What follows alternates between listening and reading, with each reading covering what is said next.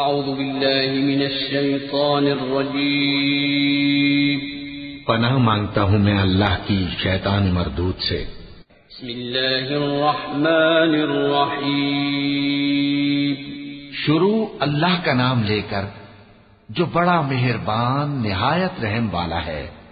الحاقہ ما الحاقہ وما ادراک ما الحاقہ كذبت ثمود وعاد بالقارعة فأما ثمود فأهلكوا بالطاغية وأما عاد فأهلكوا بريح صرصر عاتية سخرها عليهم 7 ليال و8 أيام حسوما فترى القوم فيها صرعى كأنهم أعجاز نخل خاوية فهل ترى لهم من باقية وجاء فرعون ومن قبله والمؤتفكات بالخاطئة فعصوا رسول ربهم فأخذهم أخذة رابية۔ سچ مچ ہونے والی، وہ سچ مچ ہونے والی کیا ہے، اور تم کو کیا معلوم ہے کہ وہ سچ مچ ہونے والی کیا ہے؟ وہی کھڑکھڑانے والی جس کو سمود اور عاد دونوں نے جھٹلایا۔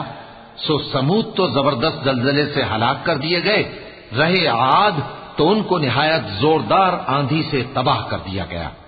اللہ نے اس کو 7 رات اور 8 دن ان پر چلائے رکھا، تو اے مخاطب تو ان لوگوں کو اس میں اس طرح گرے ہوئے دیکھتا جیسے کھجوروں کے کھوکھلے تنے، پھر کیا تو ان میں سے کسی کو بھی باقی دیکھتا ہے؟ اور فرعون اور جو لوگ اس سے پہلے تھے اور وہ جو الٹی ہوئی بستیوں والے تھے سب گناہ کے کام کرتے تھے، سو انہوں نے اپنے پروردگار کے پیغمبر کی نافرمانی کی تو اللہ نے بھی ان کو بڑا سخت پکڑا۔ إنا لما طغى الماء حملناكم في الجارية لنجعلها لكم تذكرة وتعيها أذن واعية فإذا نفخ في الصور نفخة واحدة وحملت الأرض والجبال فدكتا دكة واحدة فيومئذ وقعت الواقعة وانشقت السماء فهي يومئذ واهية والملك على أرجائها ويحمل عرش ربك فوقهم يومئذ 8 يومئذ تعرضون لا تخفى منكم خافية۔ جب پانی طغیانی پر آیا تو ہم نے تم لوگوں کو کشتی میں سوار کر لیا تاکہ اس کو تمہارے لیے یادگار بنائیں اور یاد رکھنے والے کان اسے یاد رکھیں۔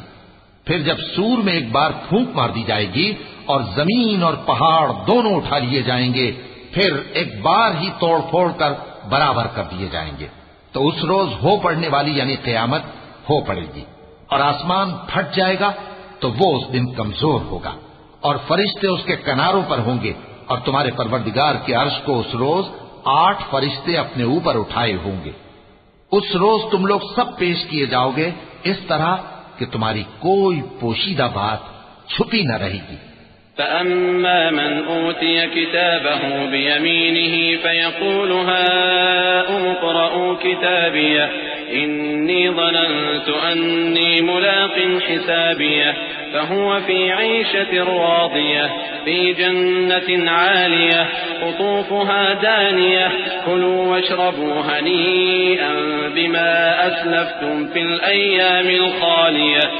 اب جس کا اعمال نامہ اس کے داہنے ہاتھ میں دیا جائے گا وہ دوسروں سے کہے گا کہ لیجئے میرا نامہ اعمال پڑھیے، مجھے یقین تھا کہ مجھ کو میرا حساب کتاب ضرور ملے گا۔ پس وہ شخص من مانے عیش میں ہوگا، یعنی اونچے باغ میں جس کے میوے جھکے ہوئے ہوں گے۔ ان سے کہا جائے گا کہ جو اعمال تم ایام گزشتہ میں آگے بھیج چکے ہو ان کے عوض مزے سے کھاؤ اور پیو۔ وَأَمَّا مَنْ أُوتِيَ كِتَابَهُ بِشِمَالِهِ فَيَقُولُ يَا لَيْتَنِي لَمْ أُوتَ كِتَابِيَهْ وَلَمْ أَدْرِ مَا حِسَابِيَهْ يَا لَيْتَهَا كَانَتِ الْقَاضِيَةَ مَا أَغْنَى عَنِّي مَالِيَهْ هَلَكَ عَنِّي سُلْطَانِيَهْ خُذُوهُ فَغُلُّوهُ ثُمَّ الْجَحِيمَ صَلُّوهُ ثم في سلسلة ذرعها 70 ذراعا فاسلكوه. اور جس کا نامہ اعمال اس کے بائیں ہاتھ میں دیا جائے گا تو وہ کہے گا اے کاش مجھ کو میرا اعمال نامہ نہ دیا جاتا اور مجھے معلوم نہ ہوتا کہ میرا حساب کیا ہے. اے کاش موت میرا کام تمام کر چکی ہوتی. آج میرا مال میرے کچھ بھی کام نہ آیا، مجھ سے میرا اقتدار جاتا رہا. حکم ہوگا کہ اسے پکڑ لو، اب اسے طوق پہنا دو، پھر دوزخ کی آگ میں اسے جھونک دو، پھر زنجیر سے جس کی لمبائی 70 گز ہے جکڑ دو. إنه كان لا يؤمن بالله العظيم ولا يحض على طعام المسكين فليس له اليوم هاهنا حميم ولا طعام إلا من غسلين لا يأكله إلا الخاطئون. فلا أقسم بما تبصرون وما لا تبصرون إنه لقول رسول كريم وما هو بقول شاعر قليلا ما تؤمنون ولا بقول كاهن قليلا ما تذكرون تنزيل من رب العالمين.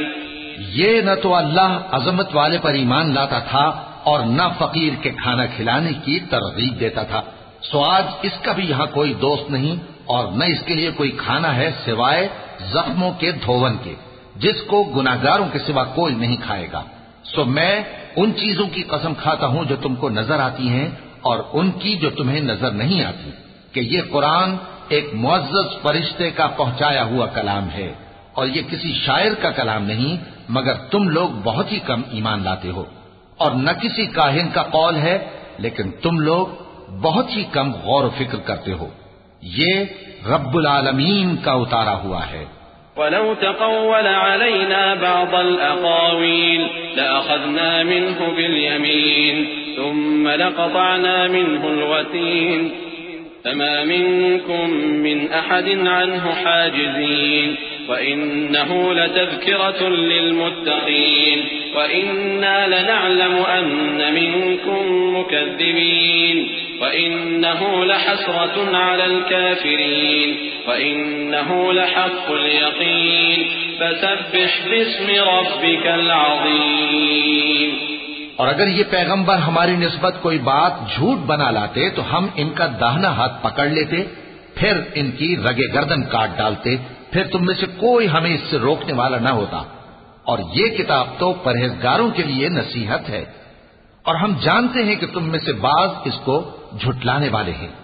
نیز یہ کافروں کے لیے موجب حسرت ہے، اور کچھ شک نہیں کہ یہ یقین کرنے کے لائق ہے. سو تم اپنے پروردگار عظیم کے نام کی تسبیح کرتے رہو. وَلَقَ اللَّهُ